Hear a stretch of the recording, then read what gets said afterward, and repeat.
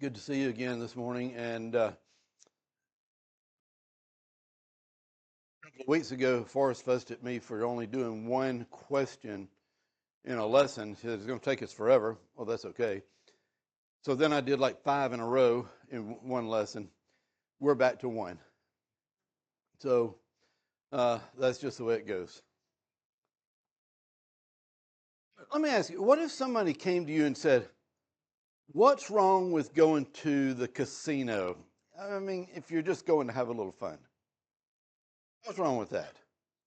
Or they may say, well, what's wrong with the lottery? You're betting on the ball game. I mean, after all, with gambling, you help educate children. Isn't that great? And you build roads. And these are some of the things that people say about gambling. But before I go into our question, as you can guess what it is, I want to know what you think. Is gambling wrong?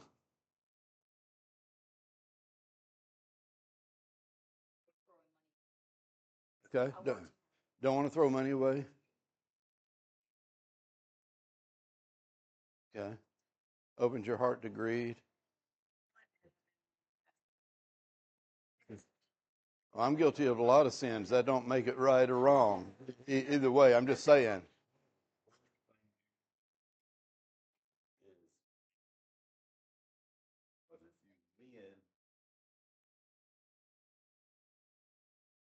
Mm-hmm. Yeah. Right. I'll remember, I'll just tell you one time when I was a kid, actually a teenager, and Ron and I, we had just started dating, and we had gone to one of these little carnivals, that kind of travel in and set up, and they got this row of things where you put quarters in, and you try to win. Well, I was going to win a bear for her. I was going to be impressive. I spent $75 for that $15 bear. That's exactly what you're saying, and I wasn't even winning. I was just determined that I'm going to get my money back. And so we keep going, we keep going, we keep going. It's interesting. Oh, that pushes? Yeah. Yeah, and you keep pushing the quarters, and you think that 5 quarters are going to drop with 1 quarter and things like that. So, there's a lot of little penny ante things like that creates addiction sometimes. So, anyway, well, let's get to the question. And the question is, what does the Bible say about gambling? Now, we all have an idea of what we just said, right? What does the Bible say about gambling? Many times we want to say, show me a verse. Say because we want to gamble or whatever, bet on the game or whatever. Show me a verse in the Bible that prohibits gambling. A thou shalt not. That's what I want to see. Thou shalt not. This may surprise you, but the Bible is not a book of laws. It's not. It's not a book of that covers every law that we will ever need in life to obey. It's not a book of laws. It is a book of great principles. Let me give you an example. You will not find anywhere in the Scripture a verse that says, thou shalt not use cocaine. Does that make it okay? No, it doesn't make it okay. It's not all right. Sometimes there's not a thou shalt not. Sometimes we need to look at biblical principles to understand God's will for us. Would you agree with that? So let's look at some biblical principles. We're going to look at 3 this morning to try to deal with the question, what does the Bible say about gambling? The first principle is this. What are the ways that the Lord wants His children to make money? What are ways that He wants us to make money? Let me just show you, we'll just look at a couple of passages. The first one is in Ephesians chapter 4, verse 28. Let him who stole steal no longer, but rather let him labor, working with his hands what is good, that he may have something to give him who has need. Now, what does this verse tell us about what to do to make money? To work, right? You work for it. That's the first principle, the first idea, is you work. In the Bible, honest work and wages go together. They kind of go hand in hand, don't they? I mean, everywhere you look in the Bible, wages go with work. The Bible does not support anywhere that I'm aware of getting something for nothing, except salvation. But as far as money and things, it's just not there. In fact, Paul said in 2 Thessalonians 3:10, he said, "For even when we were with you, we commanded you this, if anyone will not work," what? "Neither shall he eat." You don't work, you don't eat. See, working was a gift. Working is a gift from God. And working is a way that we are to provide for ourselves and for our families. You see, the American dream used to be, just give me an opportunity to work. That's not the American dream anymore. The American dream now is, God, please give me the right 6 numbers. Because that's what people are after, is a quick buck, a quick fix. So many are. So we're to work. Are there any other biblical ways to make money? Well, sure. We'll notice a couple of them in Proverbs when it's talking about the virtuous woman. Love this chapter. Proverbs 31 says she considers a field and buys it, and from her profits she plants a vineyard. It's the idea of buying and producing and selling, right? She buys a field, builds a vineyard, works with her hands. In fact, in verse 24 of that same verse, it says, she makes linen garments and sells them and supplies sashes for the merchants. You buy material, you produce something, and you sell it, and you make money. It's still work, but instead of working for someone else necessarily, you're working for yourself to produce. You're producing something, right? Another way the Bible talks about making money is investing. There's several verses we could go to, but the one I chose is in Matthew 25, verse 27. So you ought to have deposited my money with the bankers, and at my coming I would have received back my own with interest. That's investing money, right? And that's the idea that's mentioned here. So let me just ask you, does gambling fit with the ways that the Lord wants us to make money? Does it fit? I don't know. I'm asking you. I'm getting a few no's, a few, yeah, but I want to gamble. I don't know. What am I getting here?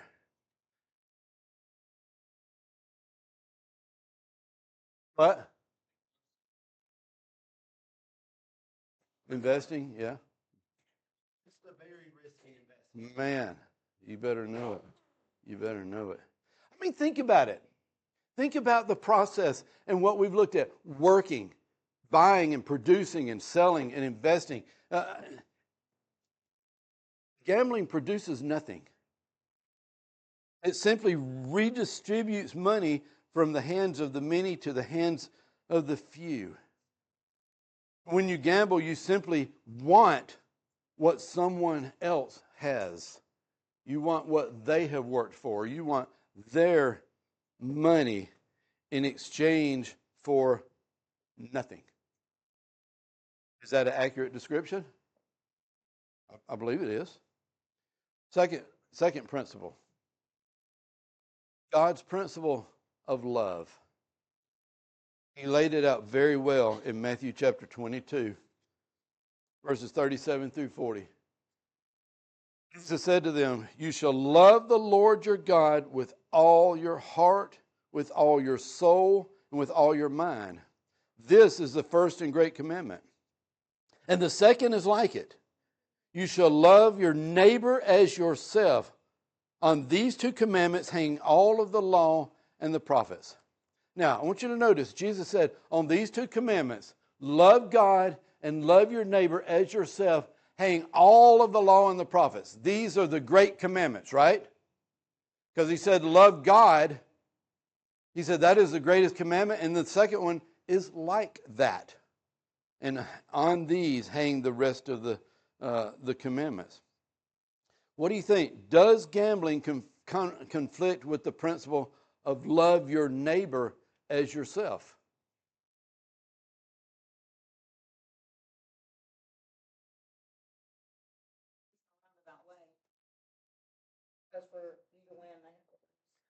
I want you to let's just think through this. These are not easy questions, but I want you to think through it. Love your neighbor as you love yourself, as you're trying to get what belongs to them. What's wrong with that picture? You're trying to take what they've worked for, and it's their choice to gamble, I understand, but you're trying to take what they worked for. There's something wrong with that picture when it comes to love your neighbor as yourself. Gambling, you see, is a pleasure and a profit at the cost of another's pain and loss. When we love, we want the best for each other. When we gamble, we want to win. We want the other to lose, because the only way we can win is if someone else loses. That doesn't sound like loving our neighbor. Gambling is not best for anyone. It's certainly not best for our neighbor. So, again, the Bible doesn't say, thou shalt not. But God does talk about some principles that we should have in our heart, that we should live by. And someone will even say, well, yeah, but gambling, I need to go past that slide right there. Gambling money is used to benefit education. So isn't that like loving our brethren, loving our neighbors, loving our children? Isn't that great? Isn't that what we should do? And so we start to rationalize and we think, well, okay, maybe. We're helping education. The problem is gambling seems to prey upon the people that can least afford it, as they're trying to find an easy way out of a financial circumstance. And, I've heard it said that, the lottery, for example, you've got the poor buying tickets to pay for the middle class and the richest kids to go to college. What's wrong with that picture? In fact, do you know what the biggest day is? The biggest day of the month is in Atlantic City at the gambling at the gambling casinos. What? When the welfare checks come out. That's the biggest day, because people decide we got our welfare check. Let's go not buy groceries. Let's go try to turn that into more money. You know who always wins? The house wins. The house wins. Let me share a quote with you. This is from Herbert Jenkins. He's a former president of the International Association of Police Chiefs. He said, quote, for every dollar received from gambling, government spends $10 fighting problems directly relating to legalized gambling, including prostitution, embezzlement, bad checks, and police corruption. Racketeers and mobsters swarm to gambling communities and bring with them other sordid businesses. Love your neighbor as yourself. I don't think gambling fits. Third principle. Principle of self-control. Principle of self-control. Listen to what Paul said in 1 Corinthians chapter 6, verse 12. He said, all things are lawful for me, but all things are not helpful. All things are lawful for me, but I will not be brought under the power of any. He says, there may be things that are lawful to me, but listen to what he said. But I will not be brought under the power of any. In other words, I will not become addicted. It's the idea of self-control. I will not become under the power of anything.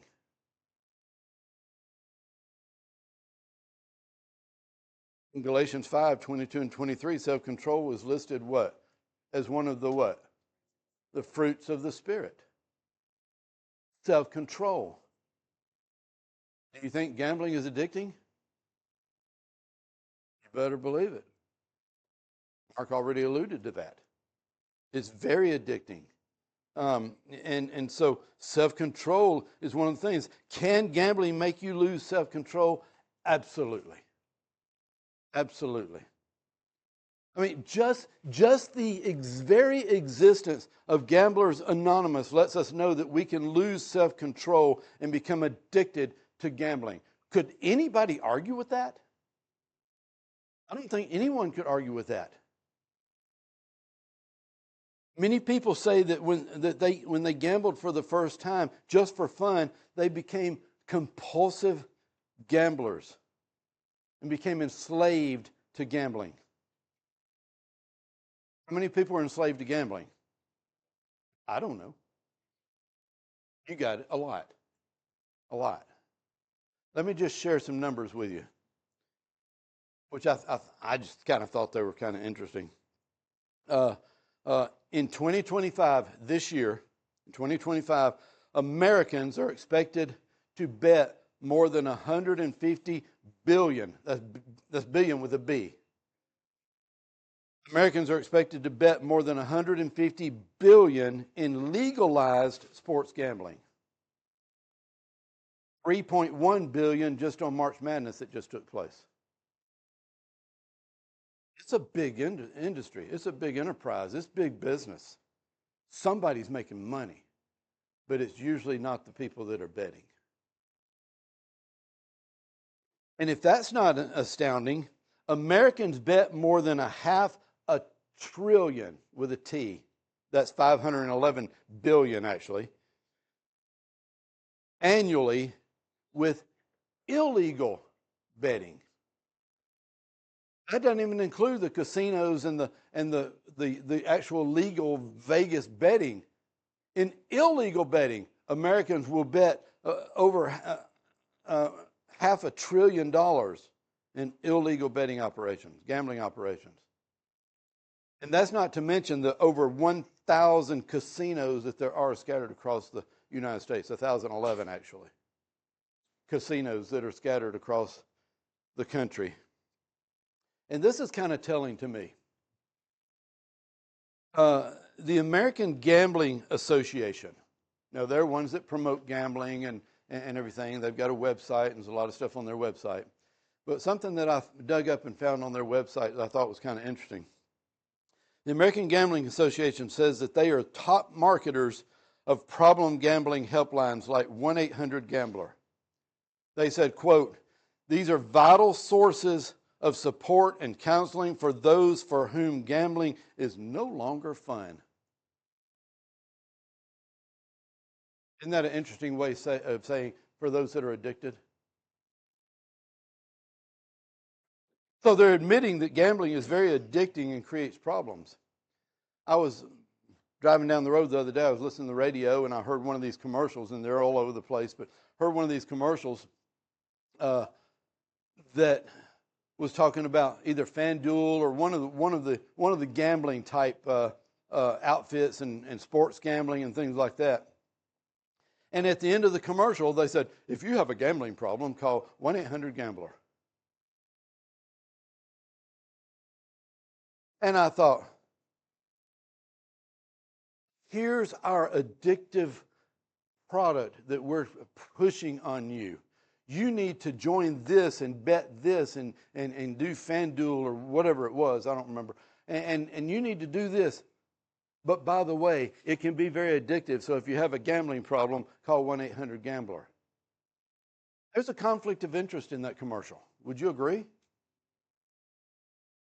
But just the fact that the Gambling Association, the American Gambling Association, says that they are top marketers of problems with gambling, like 1-800-GAMBLER, they're saying, we want you to gamble, but it might cause you some trouble. And you're going to become addicted, and you're going to need a 12-step program or whatever.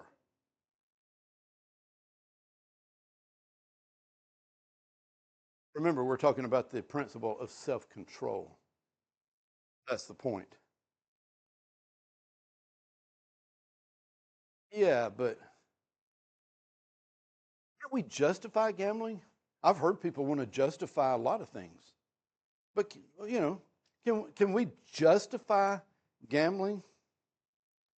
You know, if you use your words correctly, you could almost talk yourself into anything.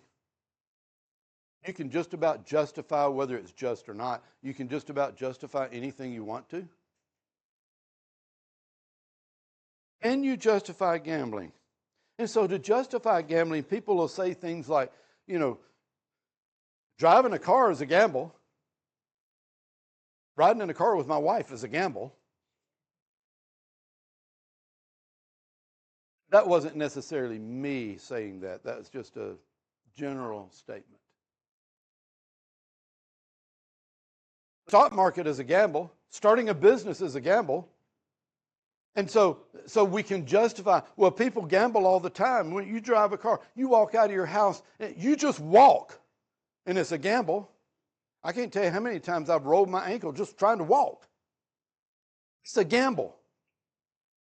And that's what people will say and try to justify gambling.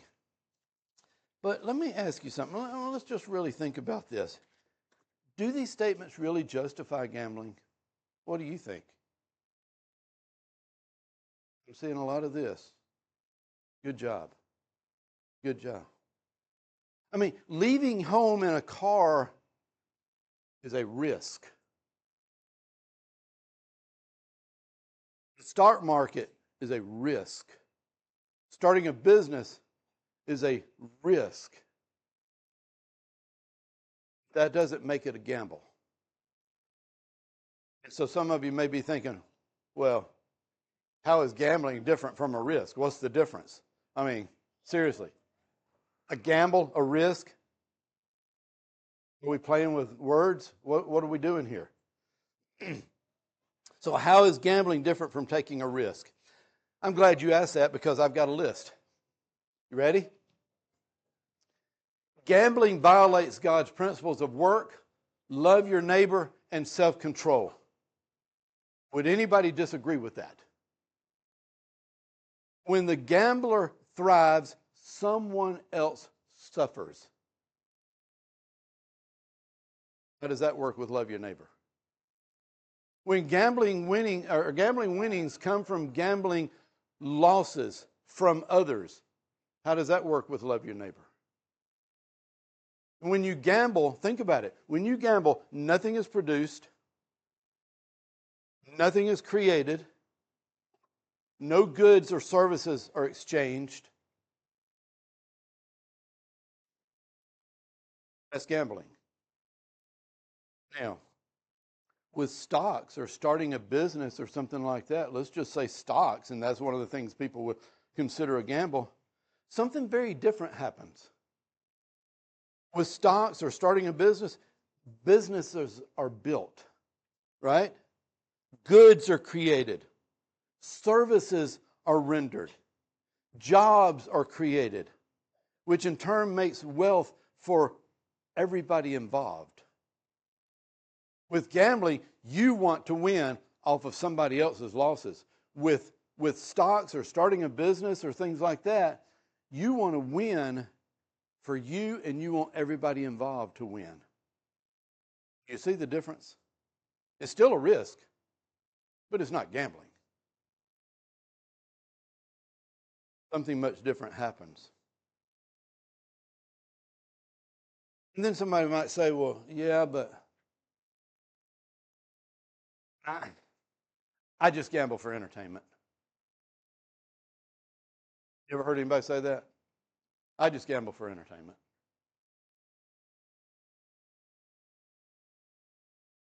Well, if you really want some entertainment,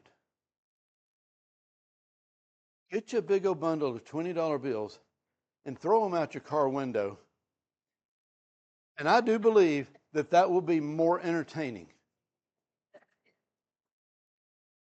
See, people don't do that because when you do that, you may create a wreck.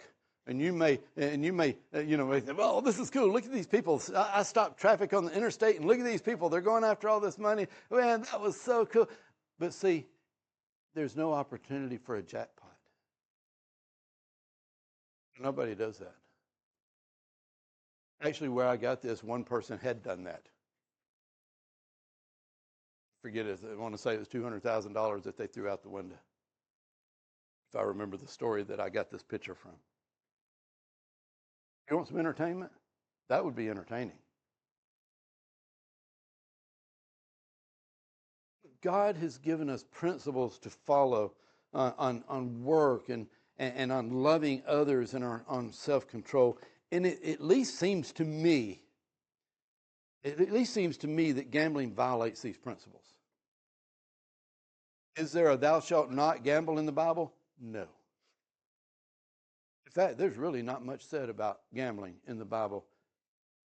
But if we follow the principles that God has laid down for our lives, I don't know how we can justify gambling. Now, you have to make your decision for yourself if you're interested in gambling or if you are in the process of gambling or whatever. Or if you're just wanting to talk to someone about gambling. Because you may know somebody that gambles a lot and they're getting into addictions and things like that.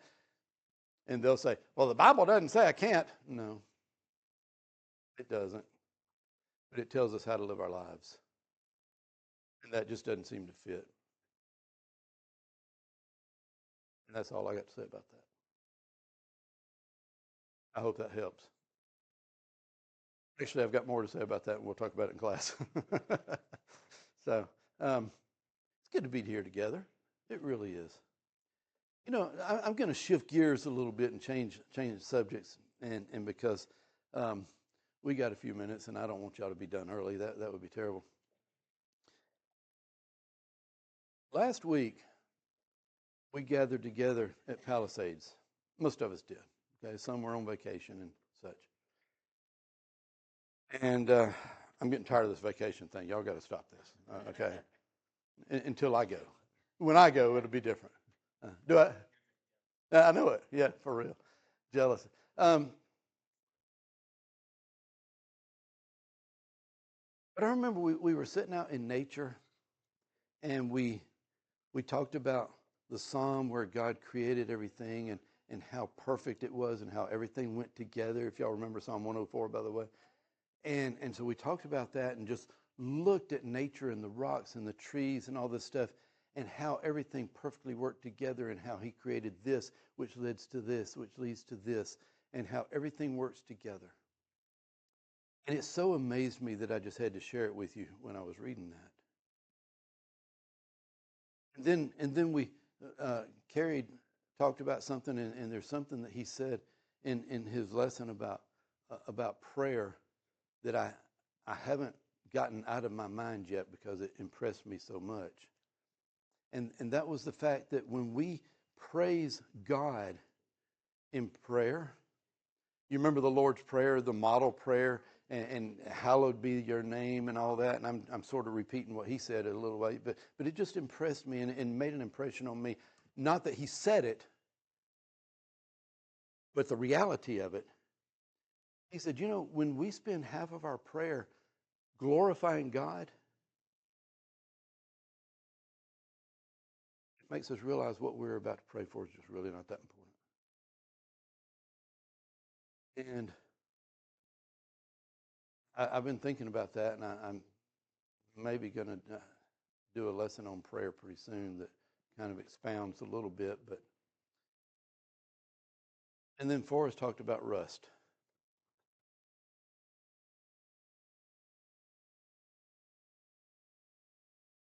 I mean,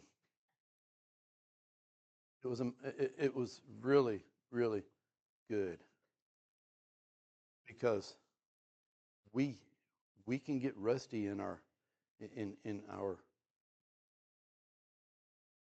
relationship with God and our relationship with the church. And I don't know how he does it, but he somehow makes really good points out of decaying metal.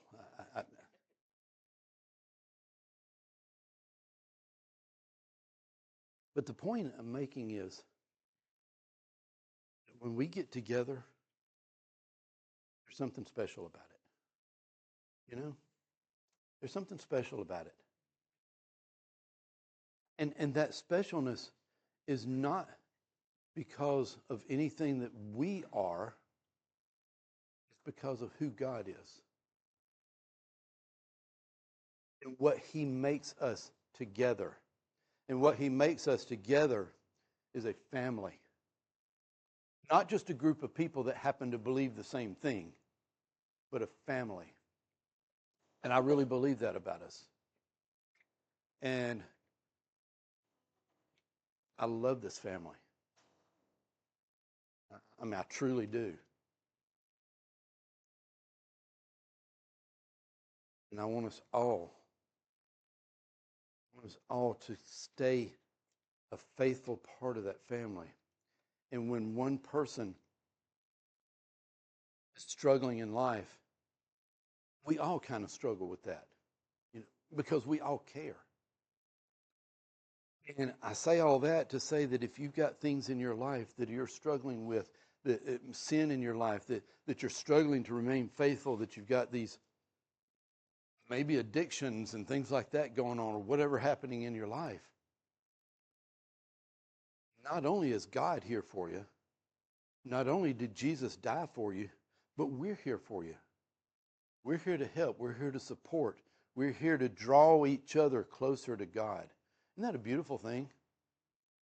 And Jesus made such a great thing when he made the church. And the apostles going out and doing what they did, and we still do the same thing. We're a part of that same church. And praise God for that.